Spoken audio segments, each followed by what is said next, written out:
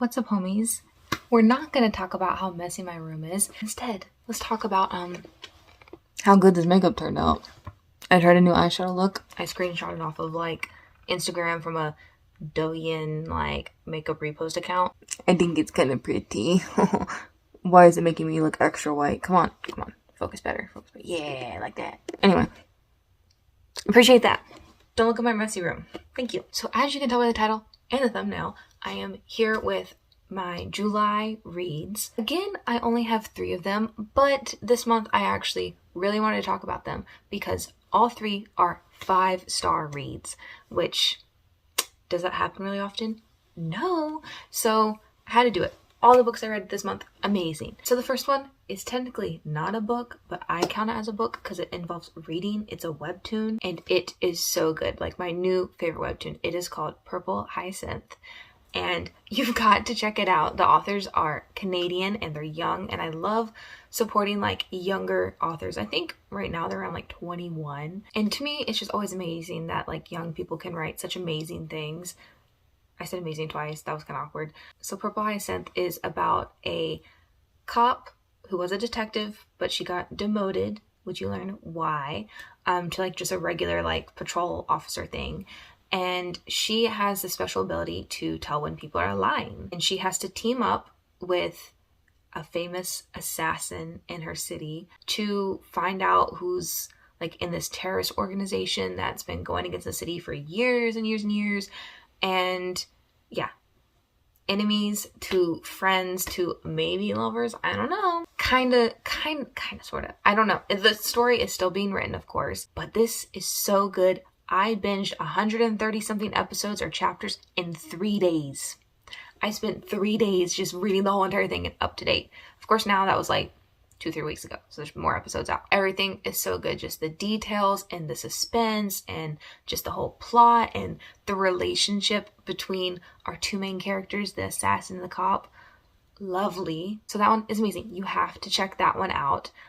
Probably not explaining it super good, but if you love kind of like an enemies to lovers, suspense, mystery theme going on, a little bit of dystopian kind of set in a little bit of older times, you will love this. The artwork took a little bit of getting used to for me personally at the beginning, but it is so good. It's so pretty. It's just everything. As I keep doing this, I'm a little bit of an artist. I'm not great, but I do know a little bit of art stuff, and just those panels, there's a lot of work that I could never do. I'm not good at digital art, period, but I can see the detail and time that went into some of those panels. It's gorgeous. It's amazing. Please check it out. So the second book I read in July was None Shall Sleep by Ellie Marney. And originally, a bunch of annotations. Originally, I rated this like a 4.5 or a 4.7. And then I realized I was just being really critical and didn't want to give anything 5 stars. So this book was so good. The suspense in this is great. It's a YA novel. I think technically it has teenagers in it. They're both like 18 years old.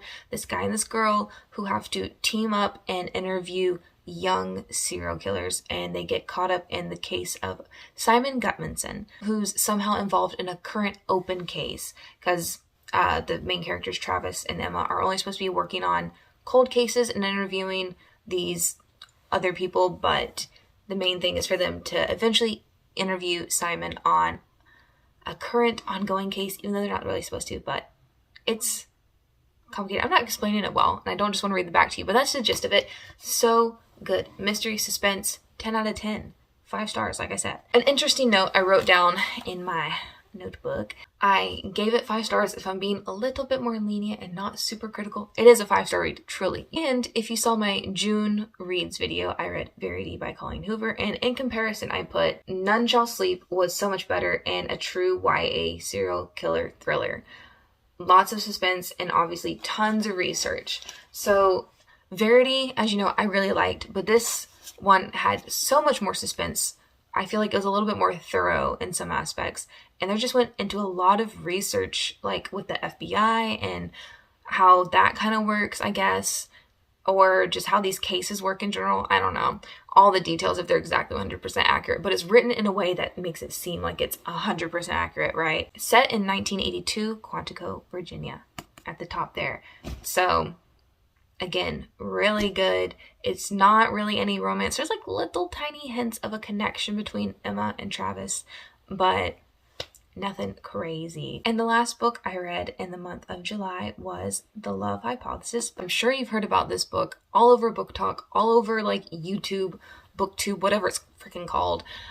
And it's so good. Definitely worth all the hype. It's about a PhD student who ends up in a fake dating relationship with a professor. I loved this book so much. I know I explained it and summarized it so poorly, but this had a lot of my favorite tropes, like fake dating, like grumpy times sunshine, whatever. I was not really expecting it, but it's so funny as well. There's lots of STEM things in it because they're both like in scientists. They're in the biology department, and it's just so nerdy and I love it. If you have like a background in biology or STEM, I got like a biotech certification when I was in high school. So I remember a lot of the stuff they were talking about in here, even though I didn't pursue biology in college. I remembered a lot of the stuff, but you can still read it if you don't know a lot of biology or biotechnology terms. So just very smart and nerdy, reminded me of all that. Very cute, very funny, witty, and it is a good way of portraying relationships, I guess.